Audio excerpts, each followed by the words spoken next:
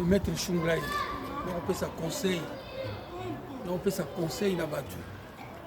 Botika kobeta ka batol. Botika kobeta ka batol. Le lobeti batol. Ba pesio.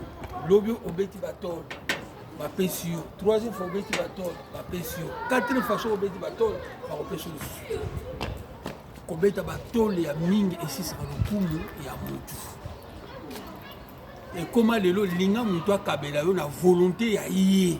Exacte que obeti batol, obeti ba pesio ezaka malamu te. Linga mutu akabela na volonté na yé. Soit kabela na volonté ne c'est bien, mais na volonté na yo te toujours kobeta batol la bato ya kotoboka pamba. Yango nazo pesa conseil na mutu nyustu. Na opesa conseil na bato nyustu. C'est-à-dire que tu kobeta batol eza malamu te. Aussi ça le kumu na bino moko. C'est le maître Chunglai Makamaka, karaté club Greenit.